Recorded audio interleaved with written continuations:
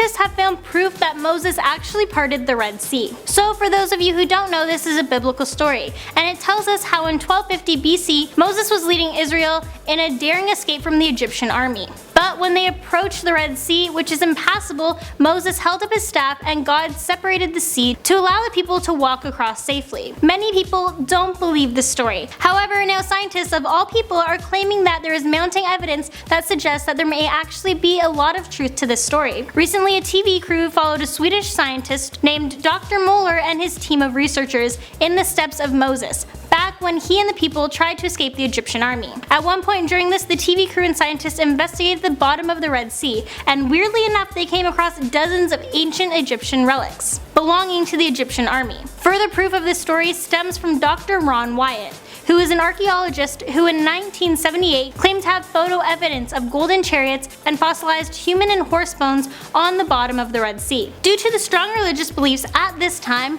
the phenomenon would have undoubtedly been credited to God. But now even scientists are saying it's possible. Hello everyone and welcome back on this beautiful Friday. I'm Court McGinley. I'm so happy all of you could join me today. As always, stay tuned until the end because I will be answering some of your guys' questions, and don't forget to subscribe if you haven't already, because we bring you cool, awesome news stories every single day. Today we're going to be talking about which celebrity will be taking a break from the spotlight, the new Lemony Snickets trailer, what hit movie series is coming back to the big screen, all you need to know about the new Nintendo NES release, killer clowns, what movies will be hitting the box office this weekend, and so much more. Alright, let's get started. Demi Lovato has announced that she will be taking a break from the spotlight in 2017. This announcement has come after a series of misunderstandings in the media. She announced this over Twitter where she wrote, "So excited for 2017. Taking a break from music and the spotlight, I am not meant for this business and the media." Last week, Demi received quite a lot of criticism from her fans after she called out a fan who drew a picture of her as a mermaid and gave her very large breasts. Then Demi's glamour cover was released, and there's an article where she calls out Taylor Swift for insulting Katy Perry with her song Bad Blood. And Swift fans, they were not very happy with that. A lot of celebrities have been taking a step back this year for their mental health. If that's what she needs to do to get in a better headspace, then all of her fans should support it. Next, the Netflix series Lemony Snicket series of unfortunate events has come out with a pretty strange trailer teaser. In this trailer, we follow Lemony Snicket through a deserted film set. And you know, of course this had to be late at night. He says, "Hello, my name is Lemony Snicket, and I find myself in a dimly lit room talking to a complete stranger. The complete stranger is you. And the room belongs to Netflix, the company possible for filming a series of unfortunate events." He goes on to say, "The story of the Baudelaire orphans is so upsetting and so utterly unnerving, the entire crew is suffering from low morale. A phase which here means currently under medical observation for melancholy." Yeah, so basically this trailer isn't giving much away. But it did cast a somewhat dark vibe over the show. But I guess we'll find out soon enough what the show is all about when it is released on Netflix on January 13th. Next, on Monday, it was Mean Girls Day. And October 3rd officially became Mean Girls Day after one simple line in the movie, where Lindsay Lohan says it's October 3rd. But now it has blown up, and now October 3rd is officially Mean Girls Day. And people, they are embracing it. We love it. And now it's been announced on Twitter that there's going to be a Mean Girls musical. Yes, we will get to see the Plastics, Kevin G, and Glenn Coco on stage. Not much information has been released as of yet, but it will be premiering in Washington, D.C. in fall 2017. If I was to guess, I would say they're going to try to get it out for October 3rd. Tina Fey, who wrote the screenplay and plays a high school math teacher in the movie, she has been hinting at a stage adaptation of Mean Girls for years, and now she's finally buckling down and making it happen. She's going to be starting this project with her composer husband Jeffrey Richman. Mean Girls did come out quite a while ago in 2004, but it's still extremely popular.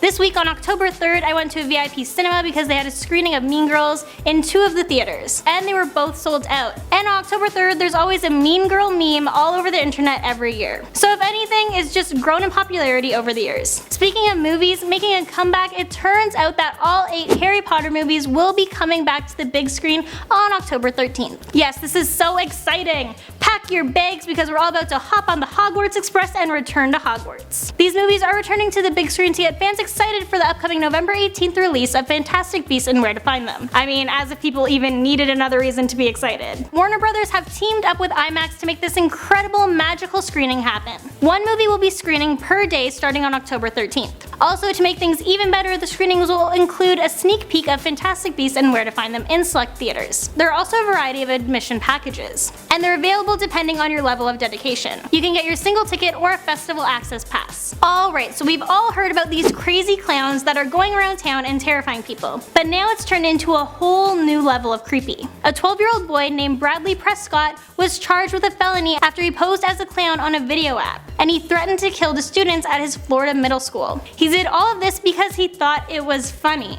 On this app, Bradley wrote about killing his fellow classmates and sent out threatening messages. His post said, "Hello, I'm going to kill kids at Seven Springs Middle School on Friday the 7th of October 2016. Get ready 6th graders for your worst day and your last." Shortly after this post was made, the police were notified. This 12-year-old is being charged as an adult with a second-degree felony for written threats to kill. If this were a year ago, I'm sure it wouldn't have actually freaked people out as much as it did, but now with all of these killer clowns running around, scaring people, and trying to lure kids into the forest, this isn't so funny. Next. Here is everything you need to know about the Nintendo Mini NES release. Nintendo is going old school back to their glory days with this brand new version of the classic NES console. Of course, there have been some updates to make it 21st century appropriate, but the company has made sure it remained faithful to the original. It's going to be released on November 11th in the UK, and it's only going to cost $49.99, which is pretty decent. Unlike the original, there is no need to go hunting around for an RF port on the back of your television. Instead, the Mini NES works like any modern console over HDMI.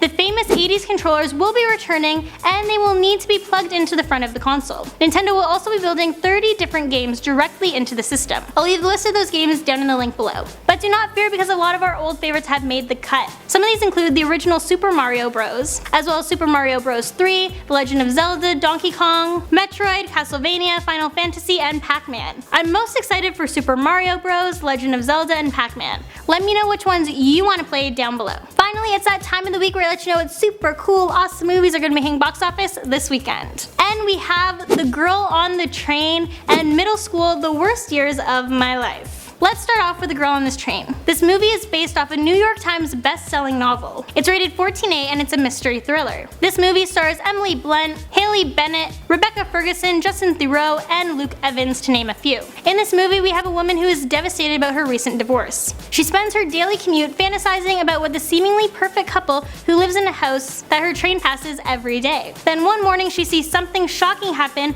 and then becomes entangled in the mystery that unfolds. I'm going to see this movie tonight. The trailer looks so good, definitely looks scary, and it seems like there's going to be some sort of big twist at the end. I can't wait. Next, we have Middle School: The Worst Years of My Life. This movie is based off a best-selling novel as well. It's rated PG and it's a comedy. This movie has a rather small cast that includes Griffin Gluck, Lauren Graham, Rob Riggle, and Thomas Barbuska, among others. In this movie, we follow around a shy, imaginative teen who is tired with his school's obsession with following the rules. Desperate to shake things up, he and his best friend have come up with a plan to break every single rule in the school and let all the students run wild. And those are the movies that are going to be in box office this weekend.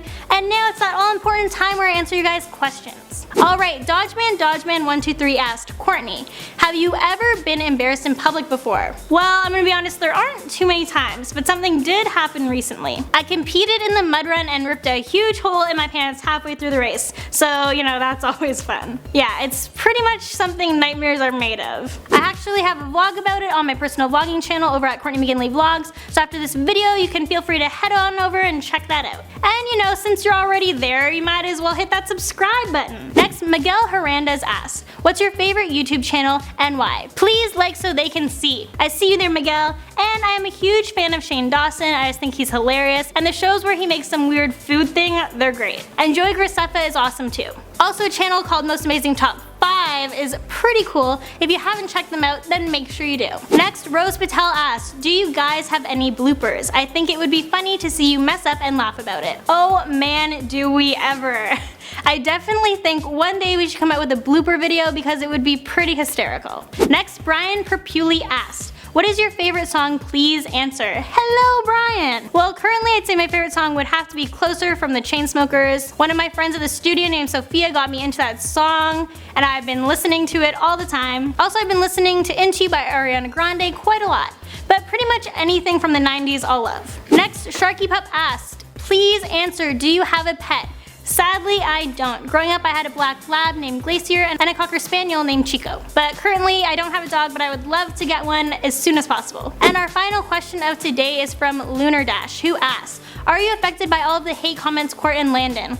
Well, luckily we don't get too many hate comments, but when we do, I don't let it bother me. For one thing, the person doesn't even know me in real life, so there's no way I'm going to let a stranger's comment affect my mood in a negative way. And also 90% of the rude comments are from people who are just unhappy with their own life, and they're just lashing out their own insecurities onto me. Sometimes I actually feel really bad for the haters because they're spending their weekend or their free time behind a computer monitor instead of spending time doing something fun with their family or friends. It's just a complete waste of time in my opinion. You're spending all this time focusing on being rude when it really doesn't bother us. Alright, I will be back tomorrow to answer more of your guys' questions. And if there's anything you'd like answered, leave it down in the comments below and hopefully I will answer it in the next week. And I'll catch you guys in the next one.